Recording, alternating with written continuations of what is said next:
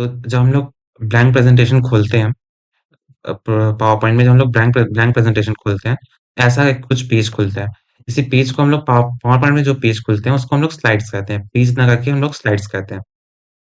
तो हम लोग जैसे ही न्यू स्लाइड पे यहाँ पे क्लिक करेंगे, तो हम लोग देखेंगे पहले पहले तो हम लोगों ने जब खोला था तो यहाँ पे एक पेज ऐसा कुछ था। तो न्यू स्लाइड पे क्लिक करते ही यहाँ पे एक 2 लिख के आया और एक दूसरा पेज भी आ गया है। हम लोग फिर से क्लिक करते हैं न्यू स्लाइड पे, यहाँ पे 3 लिख के आया और एक नया पेज आ गया। जैसे-जैसे हम लोग न्यू स्लाइड पे क्लिक करते जाएँगे, नई-नई स्लाइड्स ऐड होती जाएँगी।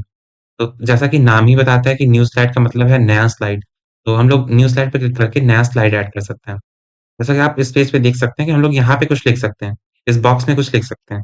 हम लोग जैसे कि यहाँ पे हमने कुछ लिख दिया, फिर हम लोग यहाँ पे कुछ लिख सकते हैं,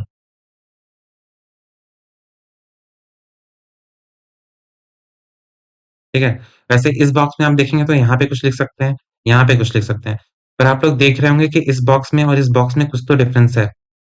इस बॉक्स में हम लोगों का जो पहला बॉक्स है वो इतना छोटा-सा है, इसमें हम लोग लिख सकते हैं। दूसरा एक छोटा-सा बॉक्स है जिसमें हम लोग कुछ लिख सकते हैं। और इस बॉक्स में इस वाले स्लाइड में आप देखेंगे तो इसमें एक यहाँ पे लंबा-सा बॉक्स है, इसमें हम लोग कुछ लिख सकते हैं। फिर यहाँ पे एक बहुत बड़ा-सा बॉक्स है, इसमें हम लोग लिख सकते हैं। तो इसको हम लोग कहते हैं लेआउट। तो लेआउट मतलब होता है कि कौन-सी चीज़ें कितनी बड़ी होंगी, कहाँ होंगी, इसी को हम लोग लेआउट कहते हैं, ठीक है? तो अगर हम लोग यहाँ न्यू स्लाइड पे देखें, न्यू स्लाइड पे हम लोग नीचे देखें तो एक एरो है। एक एरो जैसा तीर जैसा कुछ बना हुआ है। तो अगर हम लोग उस पे क्लिक करते हैं तो उसपे क्लिक करते ही हमारे पास यहाँ पे कुछ लेआउट्स खुल जाते हैं, कि हम लोग को नया स्लाइड ऐड करना है, तो जो जो हम लोग नया स्लाइड ऐड करेंगे, उसका लेआउट क्या होगा, उसमें कहाँ पे टेक्स्ट हम लोग कहाँ पे कुछ भी लिख सकते हैं।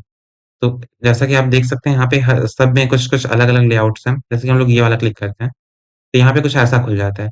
हम लोग जैसे आपके बुक्स में होगा क बुक्स में दिया दिया रहता होगा किसी 2 चीज़ के बीच में डिफरेंस बताने के लिए, विभिन्नताएँ बताने के लिए एक टेबल बना के दिया रहता होगा। तो ऐसा कुछ यहाँ पे टेबल वाला स्लाइड खुल चुका है। उसमें आप लोग 2 चीज़ के बीच में डिफरेंस बताने के लिए यूज़ कर सकते हैं या फिर बहुत चीज़ों के लिए यूज़ कर सकते हैं। यहाँ पे एक ब्लैंक स्लाइड भी होता है, तो इसमें आप लोग कहीं भी टेक्स्ट टेक्स्ट बॉक्स ऐड करके कुछ भी लिख सकते हैं। जैसे ये जो बॉक्स है जिसमें हम लोग लिख लिख पाते हैं, इसी को हम लोग टेक्स्ट बॉक्स कहते हैं। इसको हम लोग ऐड भी कर सकते हैं अपने से कहीं पे भी, तो वो अभी हम लोग देखेंगे आगे देखेंगे कैसे ऐड ऐड होता है। एक दूसरा ऑप्शन जो है वो लेआउट है। तो अगर हम लोगों ने ये न्यू स्लाइड तो ऐड कर ली थी, इसमें हम लोगों ने कुछ लिख भी दिया है, ठीक है? पर अभी हमें चाहिए कि हमें ये नहीं दूसरा लेआउट चाहिए। तो फिर आप इसे पूरा डिलीट इस स्लाइड को डिलीट करके न्यू स्लाइड में जाके नया स्लाइड ऐड करके फिर उससे उसमें फिर से लिखना तो ये बहुत लंबा प्रोसेस हो जाएगा।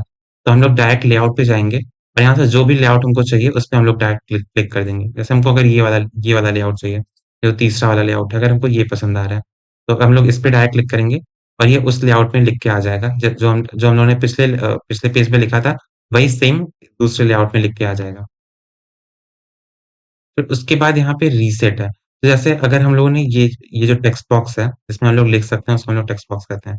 तो इसे हम लोग कहीं और कर दिए, इसकी पोज़ीशन चेंज कर दिए, इसकी जगह चेंज कर दिए और इस दूसरे वाले टेक्स्ट बॉक्स की भी जगह चेंज कर दिए। और हमको फिर से चाहिए कि हम लोगों ने बहुत बदलाव कर दिए हैं, तो हमने 2 ही किए हैं। पर अगर ऐसे हमने बहुत सारे बदलाव कर दिए हैं और फिर हमको चाहिए कि फिर से जैसा था पहले वैसा ही हो जाए। हम लोग ये जो रीसेट बटन है, यहाँ पे आप लोग देख रहे होंगे ये रीसेट लिखा हुआ है। तो इस पे हम लोग डायरेक्ट क्लिक करेंगे। तो इस पे क्लिक करते ही फिर से जैसा जैसा पहले था वैसे ही हो गया। तो रीसेट रीसेट का मतलब होता है फिर से पुराने जैसा करना, ठीक है? तो जैसे पहले था वैसे हो जाएगा रीसेट पे क्लिक करने पे। फिर उसके बाद आप लोग यहाँ पे देख रहे होंगे एक सेक्शंस करके ऑप्शन है। यहाँ पे ये सेक्शंस लिखा हुआ है। तो अगर हम लोग के प्रेज़ेंटेशन में हमने प्रेज़ेंटेशन बनाया है, उसमें कई टॉपिक हैं, कई विषय पे हमने प्रेज़ेंटेशन बनाया है। तो हम उन्हें सेक्शंस में बाँट सकते हैं। जैसे हम लोगों का एक सेक्शन है, हम लोगों ने अपने पावर पॉइंट में एक सेक्शन में कुछ तो पावर पॉइंट के ही बारे में लिखा हुआ है, ठीक है? हम लोग यहाँ इस सेक्शन का नाम देते हैं पावर पॉइंट।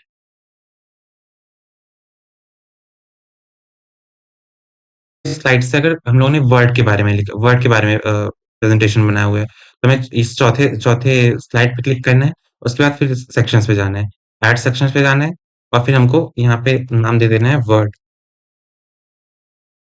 तो यहाँ पे हमारे 2 सेक्शंस बन गए हैं, एक पावर पॉइंट का सेक्शन है, एक वर्ड का सेक्शन है।